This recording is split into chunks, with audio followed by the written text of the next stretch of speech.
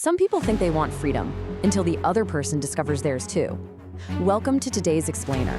We are jumping right into things with this absolutely killer quote from our source material.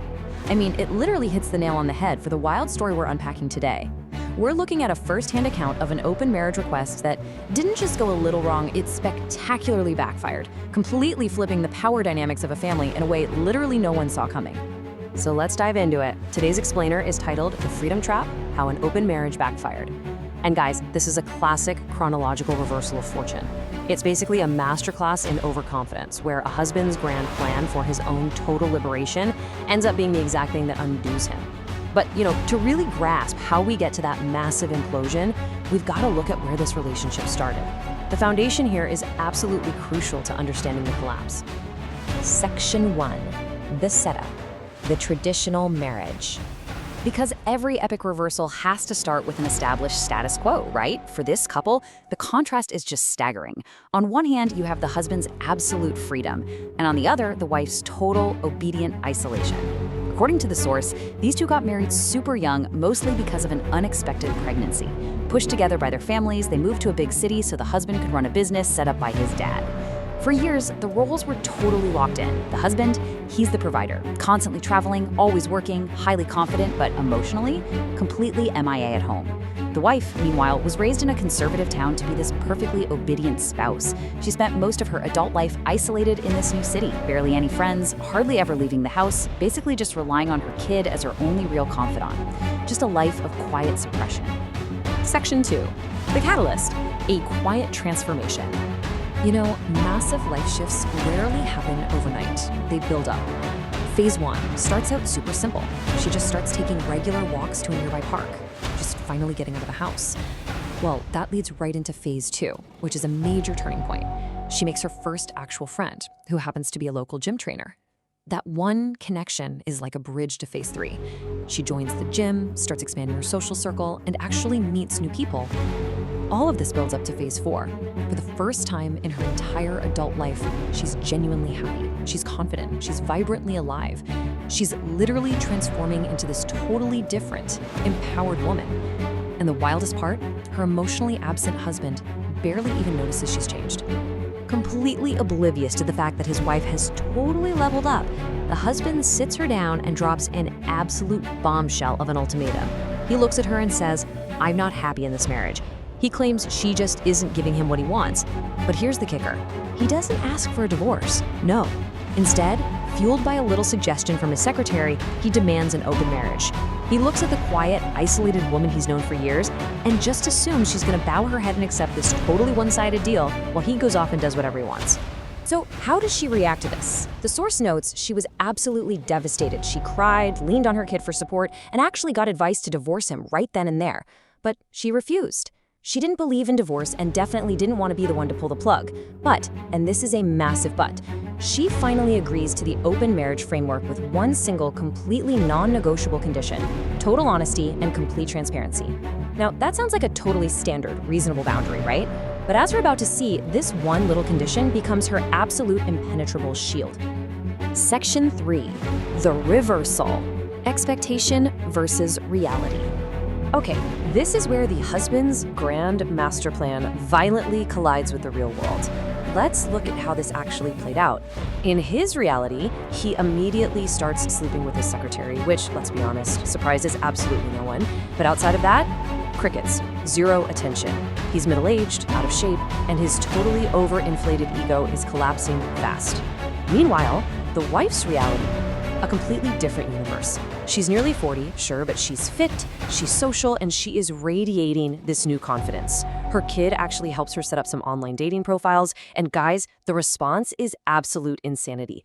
Endless matches, nonstop messages. She starts going on dates, hooking up with new men, and for the very first time, she realizes she is fiercely desired. Her confidence absolutely skyrockets. Section 4. The implosion, jealousy, and chaos. It really doesn't take long for this new reality to totally break the husband. The quiet woman he ignored for years suddenly has all these options, and his jealousy just erupts. He starts picking fights, taking shots at her appearance, her clothes, her newfound confidence. He desperately tries to force the marriage closed again. But the newly empowered wife? No way. She outright refuses. She is just not the woman who apologizes to keep the peace anymore. So the husband panics and triggers this rapid, catastrophic chain reaction. Step 1, he moves out. Step 2, he officially serves her with divorce papers. Step 3, in this super desperate bid to control the narrative, he plays the victim, calling up both sides of the family and claiming she's the one cheating on him. Which brings us to the climax. Step 4, both sets of grandparents actually show up at the house, literally screaming at the wife for her supposed infidelity. But hey, remember that one condition? Total honesty and transparency. Oh, the wife was prepared. While the families are standing there screaming, she just calmly brings out the receipts. She pulls up these meticulously saved screenshots of all their open marriage agreements. She shows them the text messages as undeniable, hard proof that this whole thing was his idea. The second that evidence drops, the entire dynamic flips. The grandparents realize they've been completely played, and they turn their rage on each other. It's total chaos, families fighting in the living room. And as a cherry on top, some old, super judgmental church friends who used to exclude the wife show up to hurl insults. Well, years of suppressed frustration finally boil over. The wife snaps and literally kicks them all out of her house. Talk about cleaning house, both literally and metaphorically. Section 5, the final twist, the ultimate revelation. Just when you think the husband has burned absolutely everything to the ground to punish her, we hit the most shocking detail of the whole explainer. It's about the very core of the husband's identity, his business. See, he always assumed he held all the financial power. He was the big provider running his dad's successful business. But as the dust settled on the divorce proceedings, this massive, glaring question emerged. Who actually legally owned the business on paper? Her. Yep, you heard that right. In just an absolutely devastating blow to the husband's ego, it turns out his own father, the grandfather of the kids sharing this source material, had legally placed the business entirely in the wife's name years ago. The husband didn't even own the company he used to justify his superiority and this constant traveling. Literally everything he thought he controlled was essentially just a giant illusion. So looking at this final tally, we are left with a complete 180-degree reversal of where they started. Look at the husband now. He's living alone in a hotel while the divorce drags on. He's lost his marriage, he's totally ruined his own reputation with his extended family by lying to them, and to top it off, he doesn't even legally own the business he's running. Then look at the wife. She is thriving socially, hanging with friends, hitting the gym. She's rebuilt her confidence from the absolute ground up. She's finally living for herself after decades of being stuck in isolation. Oh, and she legally owns the business. The mental destruction of the husband's ego is just absolute, while the wife's liberation is 100% complete.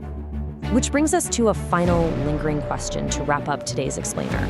Does true freedom in a relationship actually come from breaking the rules, like the husband tried to do?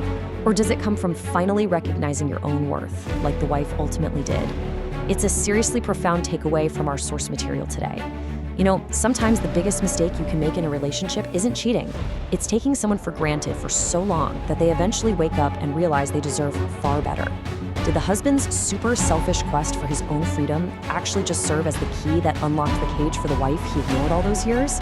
It is a truly fascinating look at power dynamics, self-worth, and the ultimate cost of underestimating the people right in front of you. Thank you so much for joining me for this breakdown, and as always, keep seeking to understand the why behind the stories around us.